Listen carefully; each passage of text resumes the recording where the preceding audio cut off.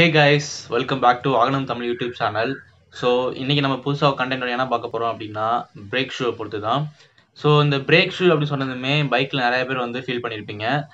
நம்ம bike move பண்ணிட்டு break அடிக்கிறப்ப பிரேக்லேருந்து sound வர ஆரம்பிச்சிடும். அதாவது ட்ரம்லேருந்து பார்த்தீங்கன்னா கீச் கீச்சுன்னு சவுண்ட் வரும். அண்ட் இதுக்கான ரீசன் என்னன்னு நிறைய பேருக்கு தெரிஞ்சிருக்காது. ஸோ அதை பற்றி இந்த வீடியோவில் பார்க்க போகிறோம். அண்ட் பிரேக் ஷூவை எப்படி கரெக்டாக மெயின்டெனன்ஸ் பண்ணணும் அப்படின்ட்டு இந்த வீடியோவில் இருக்க போது. ஸோ வீடியோவை முடிஞ்ச வரை ஸ்கிப் பண்ணாமல் கடைசி வரைக்கும் பாருங்கள். அப்போ தான் நம்ம சொல்கிற தகவல் உங்களுக்கு முழுசாக புரியும். ஸோ அதுக்கு முன்னாடி நம்ம சேனல் யாரும் ஒன்று சப்ஸ்கிரைப் பண்ணாமல் பார்த்துட்டு இருக்கீங்க அப்படின்னா மறக்காமல் சப்ஸ்கிரைப் பண்ணிவிட்டு பக்கத்தில் இருக்க பெல் ஐக்கானை கிளிக் பண்ணிக்கோங்க. அப்போ தான் நம்ம சேனலில் போகிற வீடியோஸ் உங்களுக்கு உடனுக்குடனே வரும். ஸோ கைஸ் வாங்க வீடியோக்குள்ளே போகலாம்.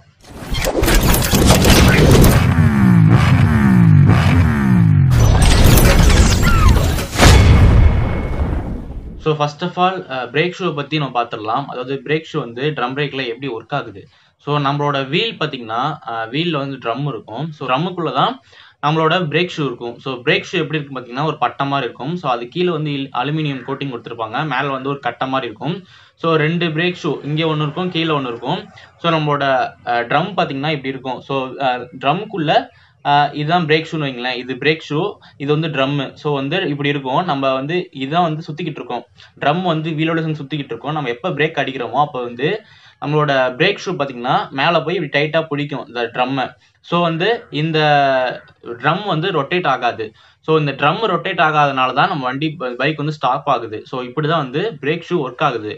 ஸோ இந்த பிரேக் ஷூ வந்து எதனால் சவுண்டு வருதுன்னு சொல்லி பார்ப்போம். ஸோ இந்த பிரேக் ஷூவில் சவுண்டு வர்றதுக்கு ஃபஸ்ட்டு காரணம்னு பார்த்தீங்கன்னா ட்ரம்முக்குள்ளே, அதாவது பிரேக் ஷூவில் பார்த்தீங்கன்னா தண்ணி படிகிறது. ஸோ இந்த தண்ணி வந்து எப்படி ட்ரம்முக்குள்ளே போகுதுன்னு பார்த்தீங்கன்னா நம்ம ஜென்ரலாக மலையில் பைக்கில் போயிருப்போம். ஸோ எங்கேயாவது ஒரு பள்ளத்தில் இருக்கிறப்ப தண்ணி இருந்திருக்கும். ஸோ அதில் ஒட்டி இருக்கிறப்ப ஏதாவது ஒரு சொட்டு தண்ணி பார்த்தீங்கன்னா நம்மளோட ட்ரம்குள்ளே போயிடும். ஸோ பிரேக் ஷூவில் அப்படியே தங்கிக்கிறனால அது கீச் கீச்சுன்னு சவுண்ட் வர ஆரம்பிச்சிடும். ஸோ இது நம்பர் 1. அண்ட் நம்பர் 2 பார்த்தீங்கன்னா முக்கியமான காரணம் வந்து நிறைய பேர் வந்து வாட்டர் வாஷ் பண்ணுவோம். ஸோ வாட்டர் வாஷ் பண்ணுறப்ப நல்லா க்ளீனாக அடிக்கணும்னு சொல்லிட்டு டயரு, ட்ரம் எல்லாத்தையும் வந்து நம்ம நல்லா ஃபோர்ஸாக அடிச்சு தான் வாட்டர் வாஷ் பண்ண சொல்லுவோம். ஸோ வாட்டர் வாஷ் பண்ண சொல்லிட்டு நிறைய பேர் சொல்கிற விஷயம் என்னன்னா நல்லா வந்து வெயிலில் ட்ரை ஆனதுக்கப்புறம் பைக்கை மூவ் பண்ணுங்கன்னு சொல்லுவாங்க. பட் ஆனால் நிறைய பேர் கேட்கறது இல்லை, உடனே வந்து எடுத்துகிட்டு போயிடுவாங்க. ஸோ அப்படிங்கிற பட்சத்தில் ட்ரை ஆகாமல் உள்ளே இருக்கிற வாட்டர் ட்ராப்ஸ் பார்த்தீங்கன்னா ட்ரம்முக்குள்ளே போயிடும். ஸோ ட்ரம்மில் கீழே பார்த்தீங்கன்னா அலுமினியம் கோட்டிங் தான் கொடுத்துருப்பாங்க. ஸோ அதில் வந்து மேக்ஸிமம் துரு பிடிக்காது, இரும்பு இல்லாதனால. அந்த தண்ணியோட இது பார்த்தீங்கன்னா உங்களுக்கு வந்து சவுண்ட் வர ஆரம்பிச்சிடும் கீச் கீச்சுன்னு. ஸோ இந்த சவுண்டையும் பார்த்தீங்கன்னா அந்த வீல் நீங்கள் ரொட்டேட் ஆக ஆரம்பிச்சிட்டாலே உள்ளே வந்து ஹீட் ஆக ஆரம்பிச்சிடும் ட்ரம்மு. ஸோ ஹீட் ஆகிடுச்சு அப்படின்னா சவுண்ட் வராது. நீங்கள் பைக்கு ஸ்டார்ட் பண்ணி மூவ் பண்ணுறப்ப பிரேக் அடிச்சு பார்த்தா தான் உங்களுக்கு அந்த கீச் கீச்சுன்னு சவுண்ட் வரும். ஸோ வந்து மேக்ஸிமம் வந்து ஸ்டார்ட் பண்ணுறப்ப சவுண்ட் இருக்கும். அண்ட் பைக் நல்லா ஓட ஆரம்பிச்சு ஹீட்டு உள்ளே ப்ரொடியூஸ் ஆக ஆரம்பிச்சதுக்கப்புறம் சவுண்ட் வராது. ஸோ இது நம்பர் 2. அண்ட் நம்பர் 3 பார்த்து என்ன அப்படி பார்த்தீங்கன்னா இந்த பிரேக் ஷூவோட லிமிட் பார்த்தீங்கன்னா வச்சுக்கோங்களேன், ஒரு 3 to 4 months, அதாவது ஒரு 3000 to 4000 கிலோமீட்டர் ஓடினதுக்கு அப்புறமே வந்து பிரேக் ஷூ கண்டிப்பாக மாற்றிடுங்க. ஏன்னா வந்து நம்ம ப்ரீவியஸ் வீடியோலே போட்டிருக்கோம், அதாவது சடன் பிரேக் எப்படி போடுறது அப்படின்னு. ஸோ அந்த மாதிரி சடன் பிரேக்லாம் போடுறப்ப அண்ட் பிரேக் அதிகமாக நீங்கள் அப்ளை பண்ணுறவங்களா இருந்தீங்க அப்படின்னா பிரேக் ஷூ அடிக்கடி போயிடும். ஸோ பிரேக் ஷூவை கரெக்டாக வச்சுக்கோங்க. பிரேக் ஷூ ஒழுங்காக இல்லாதனால பார்த்தீங்கன்னா பிரேக் ஒழுங்காக நிற்காது. பைக் நீங்கள் பிரேக் அடித்தா தள்ளி போய் நிற்கும். அண்ட் இந்த மாதிரியான சவுண்ட் வரும். ஸோ இந்த மாதிரியான சிம்டம்ஸ் வந்துட்டாலே நீங்கள் பிரேக் ஷூ சேஞ்ச் பண்ணணும்னு அர்த்தம். ஸோ நீங்கள் ஒரு பக்கத்தில் இருக்க ஒரு மெக்கானிக் ஷாப்பை விட்டு நீங்கள் பிரேக் ஷூவை சேஞ்ச் பண்ணிக்கலாம். ஸோ நான் அதை கூட முடிஞ்சால் தனியாக வீடியோ போடுறேன். பிரேக் ஷூ கூட நீங்கள் எப்படியே வீட்லேயே மாற்றலாம் அப்படின்னு சொல்லிட்டு, அது ஒரு பெரிய விஷயம்லாம் கிடையாது. ஸோ இந்த பிரேக் ஷூ வந்து நீங்கள் அடிக்கடி யூஸ் பண்ண அதாவது பிரேக் அடிக்கடி யூஸ் பண்ண அந்த மேலக்கு வந்து கட்டை தேஞ்சிடும். ஸோ கட்டை தேஞ்சிச்சு அப்படின்னாலே பிரேக் வந்து ஒழுங்காக நிற்காது.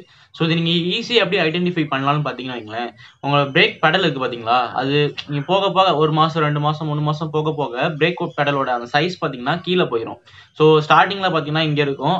அப்புறம் ஒரு 3 மாதம் கழிச்சு பார்த்தீங்கன்னா பிரேக்கோட பெடல் பார்த்தீங்கன்னா கீழே போயிடும். ஸோ அந்த கட்டை தைய பிரேக் பெடல் கீழே போயிடும். அண்டு இன்னொன்று பார்த்தீங்கன்னா எப்படி ஐடென்டிஃபை பண்ணலான்னு பார்த்தீங்கன்னா, நீங்கள் பிரேக் அடிச்சுட்டு அப்ளை பண்ணிட்டு நீங்கள் காலை விட்டிங்கன்னா ஆட்டோமேட்டிக்காக மேலே வரும். ரிட்டர்ன் ஸ்ப்ரிங் உள்ளே இருக்கும் பிரேக் ஷூக்குள்ளே.